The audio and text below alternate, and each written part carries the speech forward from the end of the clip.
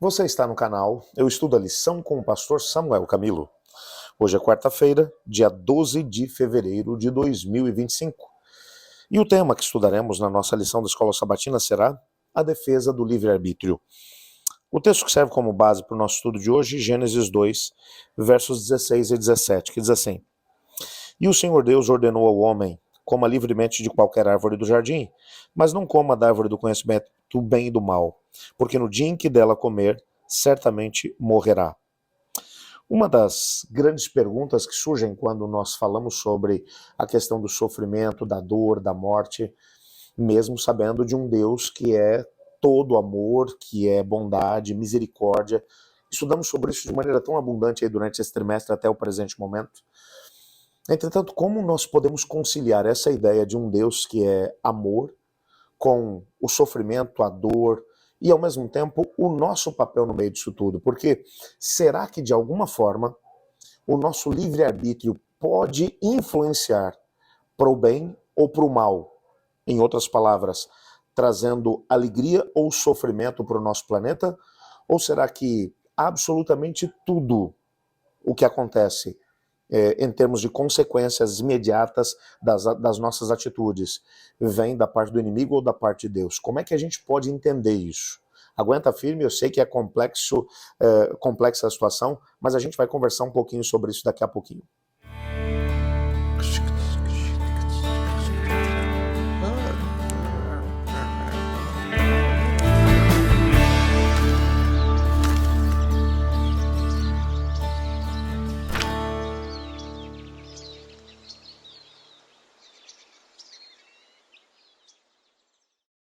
O texto de Gênesis 2, que lemos ainda há pouco, menciona que quando Deus criou o ser humano, ele os colocou, homem e mulher, no jardim do Éden e deu a eles uma ordem: não comam da árvore do conhecimento do bem e do mal, porque no dia em que dela vocês comerem, certamente morrerão.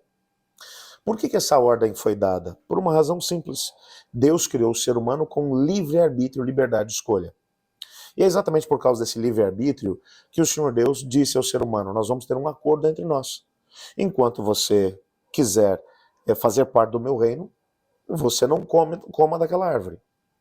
No dia em que você comer, você vai estar dizendo que você quer a rebelião aqui no nosso planeta, que vai trazer dor, sofrimento e morte. Por isso a árvore era chamada de conhecimento do bem e do mal. Porque no dia em que eles comessem dela, por causa da rebelião, eles conheceriam o mal e ao mesmo tempo a própria morte.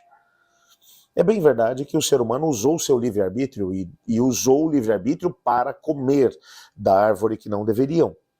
A consequência imediata disso, dor, sofrimento e morte. A rebelião passou a fazer parte do nosso planeta. E então, a partir desse momento, nós temos tudo isso dentro de nós. Por que Deus permitiu que isso tudo acontecesse? Por que ele criou seres livres? Não seria mais fácil eu colocar lá um mecanismo qualquer dentro do ser humano que impedisse o ser humano de comer da árvore do conhecimento do bem e do mal? Assim, nós não teríamos qualquer tipo de problema aqui no nosso planeta. Eu concordo com o C.S. Lewis, foi um grande autor cristão, que ele escreveu um livro chamado Cristianismo Puro e Simples, na página 81, onde ele fala sobre a questão do livre-arbítrio. E aí ele diz assim: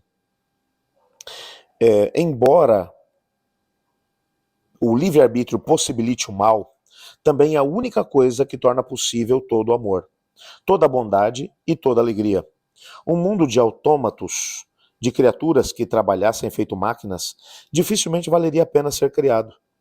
A felicidade que Deus designou para suas criaturas superiores é uma felicidade que vem de seres que vivam unidas com Ele por vontade própria, e umas às outras livremente, voluntariamente. Para isso, elas, as criaturas de Deus, têm que ser livres. A possibilidade do mal foi um risco que Deus correu. Ah, mas Deus viu que o mal poderia não acontecer, mas Deus ele não conhece o fim desde o princípio? Conhece. E por que é que ele ainda assim resolveu criar seres livres? Não era mais fácil simplesmente não ter criado esses seres com essa capacidade? Eu também concordo com o C.S. Lewis quando ele menciona que Deus, sim, tem um conhecimento antecipado de todas as coisas. Não apenas do surgimento do pecado, da dor e do sofrimento aqui no nosso planeta, mas ele viu o final, quando o pecado será completamente aniquilado do planeta.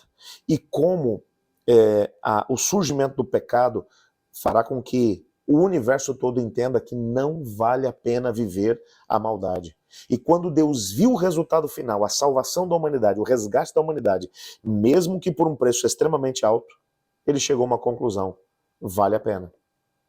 Por isso, o livre-arbítrio é o elemento que vai nortear em muito tanto as alegrias, bem como tudo aquilo de bom que vem no nosso planeta, mas também vai nortear aquilo que são os desmandos, a maldade, o sofrimento.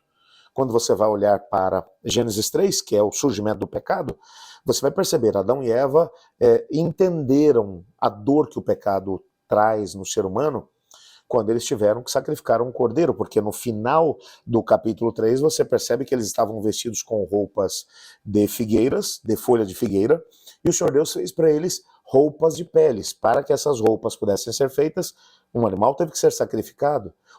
A primeira noção de sacrifício que vai aparecer na Bíblia está lá em Gênesis 3. Quando o cordeiro morreu, eles entenderam finalmente o que significava a morte do Messias. Para que a humanidade pudesse ser resgatada, eles trariam dor ao coração de Deus. E isso quebrou o coração deles. No capítulo 4, eles viram exatamente isso. O livre-arbítrio em ação agora na vida dos filhos. Abel toma a decisão de andar com Deus, mesmo não entendendo tudo aquilo que diz respeito a andar com Deus. Ele vai tomar passos ou vai dar passos de fé, porque ele escolheu andar com Deus. Diferente, por usar o seu livre-arbítrio, ele vai matar o próprio irmão.